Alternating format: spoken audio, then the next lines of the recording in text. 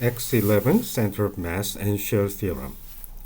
First, we consider problem 1. A tip of a uniform rod of mass m and length a is fixed to the origin. The rod makes an angle theta with E1 hat, and it rotates counterclockwise.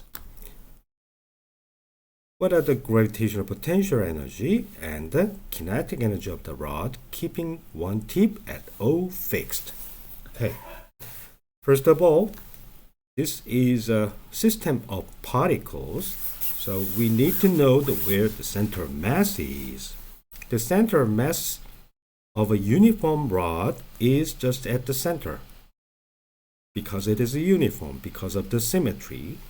So the point of midpoint is just 1/2 of the sum of these two coordinates. Therefore, XCM expressed in terms of vector notation is 1/2. Origin has a 0 vector and A has A times ER, where ER is this unit vector. Therefore, we know the center of mass. So the gravitational potential energy is mgh. Let us choose the reference level. So from here, because the length of the rod is A, so midpoint has the length 1/2 of A, and this point has this coordinate. By the way, height from the level, reference level, is 1/2 of A sine theta. So mgh, where h equals 1/2 of A sine theta. So therefore, we arrive at this point. However, the gravitational potential energy is not uniquely defined, and we can add any arbitrary constant, that is a c. Next, we consider the kinetic energy of the rod. This rod rotates and with the one tip fixed at the origin. So any part of this rod has the same angular velocity. However, the velocity of each part is different from each other because this is the arc length from here to there, depending on the radius of the rotation. So the velocity of each part varies. So at the center, the velocity is just 0. We consider the fact this is a uniform. The linear mass density of this rod is lambda, and mass divided by the length of the rod is linear mass density, that is uniform. Because mass divided by length is always the same, small mass divided by small length, delta L, something like that, delta M over delta L. So if you'd like to know what this mass is, multiply by delta L. Okay, so what is delta A? This is delta L. By the way, this length can be measured. This is a radius, so we had better replace this one with delta R, and we take the infinitesimal differential, so it becomes instead of L becomes where is it? M over A E R. Okay, so This is the result. So we have a kinetic energy of a small element of mass dm. What is the velocity? Velocity squared. This is the kinetic energy, differential kinetic energy. This is the differential kinetic energy. We will integrate this one over the radius from a 0 to a. Okay, so what is the velocity? Because every part does not have a radial velocity. Instead, it is tangential velocity. Therefore, this x dot is r theta dot e theta hat, because x equals r e r, and r is a constant, and e r dot equals theta dot e theta hat. As a result, we substitute everything in here. This is a mass. That mass has been obtained in this manner. So here, and velocity r theta dot e theta squared. Because it's a unit vector, we can simplify everything together. We have m over a, the same over a vector, radius squared, and theta dot, oh, this is just a copy, simple copy, carbon copy. By the way, we introduce a dimensionless parameter c, that is r divided by the length of the rod. Then c varies from 0 to 1. Radius maximum is the length of the rod. Therefore, I can replace this r with the ac. So this dr has been changed as a dc. This ratio remains the same. And here r is replaced with ac theta dot squared. Therefore, we have this AA cancel, and a squared is factored out. Theta dot squared is also factored out. The length dependent variable is the dimensionless variable c that runs from 0 to 1. So we have a simple dimensionless integral that is 1/3. Finally, if we finish this integration, we can find the total kinetic energy of the rod that is rotating with the angular velocity theta dot. So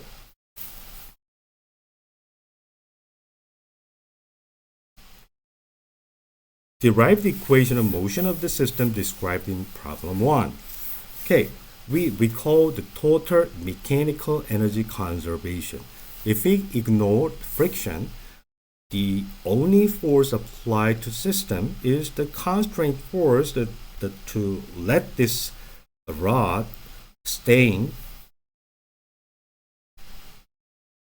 moving with one tip fixed at the origin without friction. So therefore, the constraint force does not work at all. Therefore, the only force that contribute to the system to change the kinetic energy is the potential energy. That is the gravitational force. And the gravitational force is conservative. So total mechanical energy of this system is conserved. We know what the total mechanical energy is. That is the sum of the kinetic energy and the potential energy. We just have found that the kinetic energy of this rod is 1/6 ma squared theta dot squared. That's fine. And then we computed the potential energy of the rod by considering the fact that all of the mass is concentrated at the center of mass. So that is 1/2 mga sine theta. Therefore, we can copy this one like this.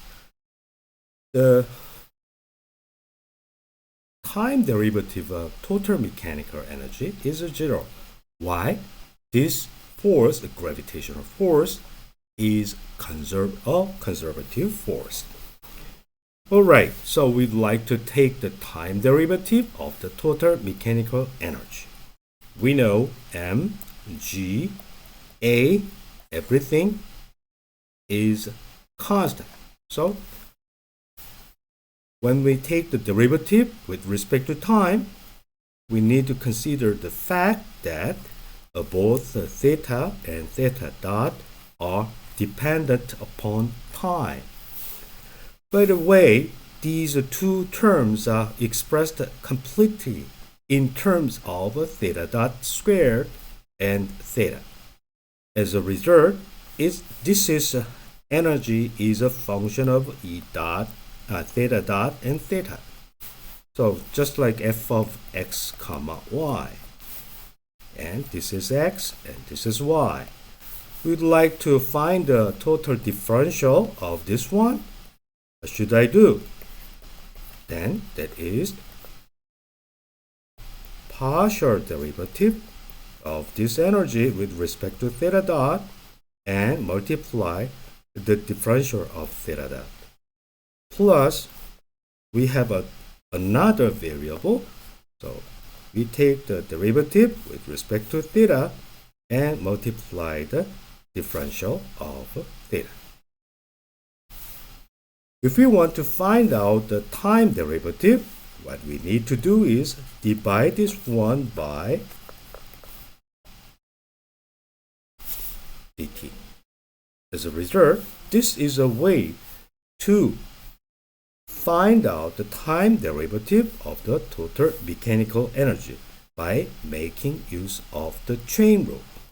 We know this time derivative of theta's time derivative is nothing but the double time derivative, so angular acceleration, and the time derivative of angle is nothing but the angular velocity. As we find that theta dot, okay, this term, the kinetic energy. The first term is depending on theta dot only. So kinetic energy is time derivative and this potential energy is time derivative. According to this chain rule, this theta dot square is replaced with 2 theta dot multiplied by this one. Okay? As a result, this 1/6 is replaced with 1/3 ma squared, and this is a theta double dot, and this theta dot is factored out. In the potential energy term, we take the time derivative of sine theta. That can be done in this manner. So we first take the theta derivative of sine theta, that is a cosine. And then we take the time derivative of angle, that is theta dot. Now we have factored this common factor theta dot out. It is a 0 for any theta dot. As a result, it is an identity. For any theta dot, it's the same. In order for this one to be true for any theta dot, this one must be 0. That means we have arrived at a point double time derivative of angle, because we have factored this one out again, plus 3g over 2a cosine theta. This sum must be 0 always. So by making use of the time derivative, making use of the fact the time derivative of the total mechanical energy is conserved, we arrived at the point that is the equation of motion. What is the center of mass of the uniform square? Uniform rod, midpoint. Uniform square, center. Okay, the detailed computation is given in X11. So you can refer to the detailed computation. By definition, the center of mass of an object distributed mass distribution over a two-dimensional space or three-dimensional space. In any case, 1 over mass, total mass, and the position vector multiplied by the differential of mass integrated over the whole space. In here, we have a distribution that is over x and y in these ranges. The mass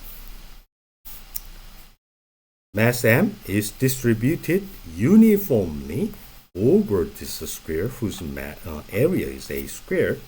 So differential mass should be the same as the differential area.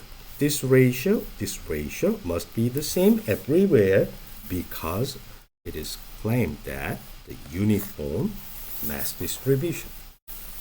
So using this fact, we can substitute this in here.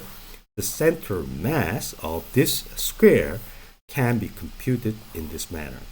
So cancels, so we have a squared in the denominator.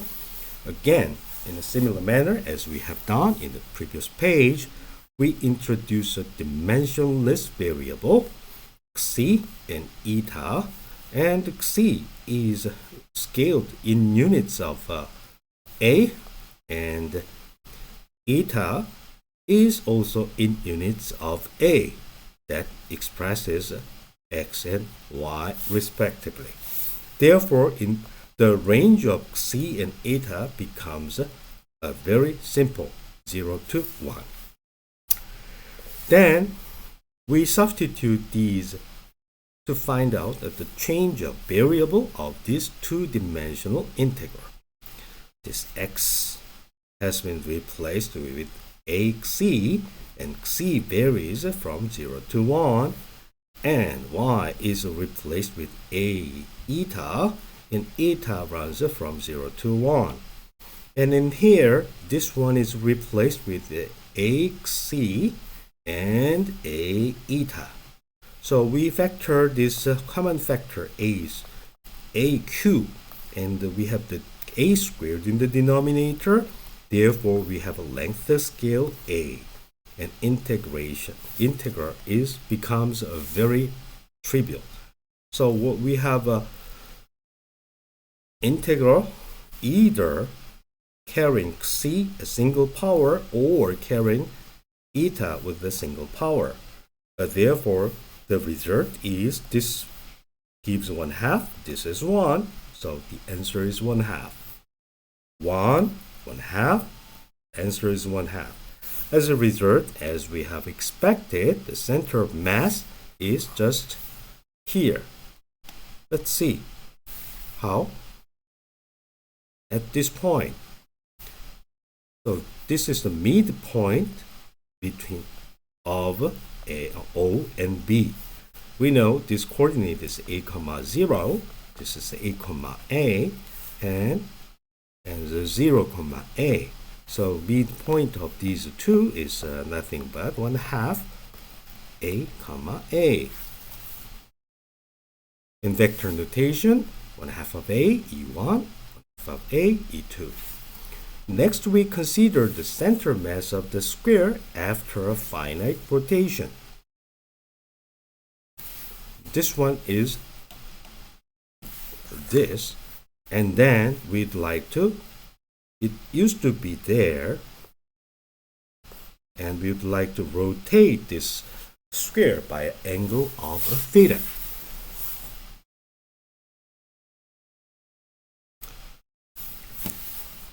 Then it is very useful to make use of the rotation matrix.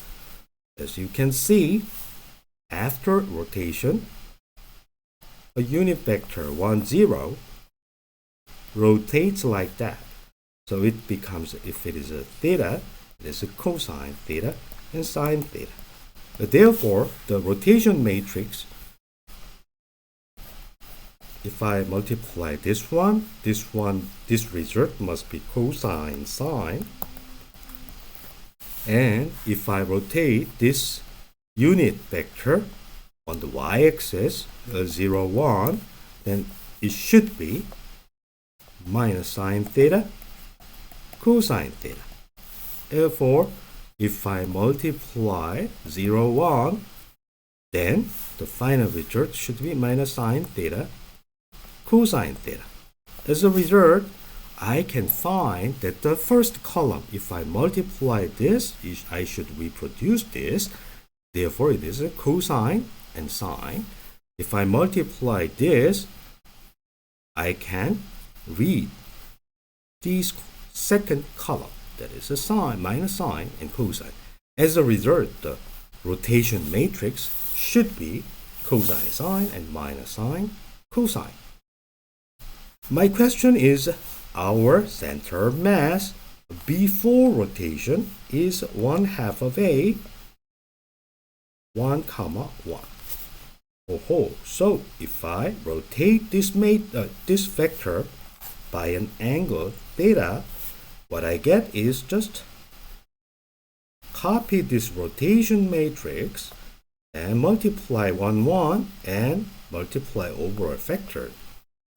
That is cosine minus sine, sine plus cosine, and over a factor 1/2 of A. This is the answer. Cosine minus sine, sine, cosine. So what is the center of mass of the uniform semicircular wire of mass m? We have a semicircle, and the mass of this semicircle is m. So the ratio of mass and angle d theta, and this is mass dm, the ratio must be the same, or because it is uniform. Alright, the flat angle is pi, so we have this identity. From this, we can express the mass of the infinitesimal segment. So this is mass density per unit angle and multiplied by angle. We measured angle from the x-axis counterclockwise, so this part is empty. So in the range of this mass distribution is from pi to 2 pi. So theta runs from pi to 2 pi. The center mass can be computed in this manner. First, we select the point x, and here the unit radial vector multiplied by the radius. From the definition of the center mass, total mass 1/total mass, and position vector of a small infinitesimal mass element. Why don't we substitute this result in here? Then m pi d theta, and what is x? X is substituted in here. Mass cancels. A is factored out. So mass cancels. Pi is there. A is factored out. By the way, we need to evaluate the integral from pi to 2 pi to 2 pi for the cosine and sine. We make use of this integral table, substitute to find that the center of mass is somewhere around here. Because of the symmetry of the left-to-right symmetry, we expect the center of mass is below somewhere around there, but only after evaluating these integrals we can determine the position of the center of mass in the exact manner.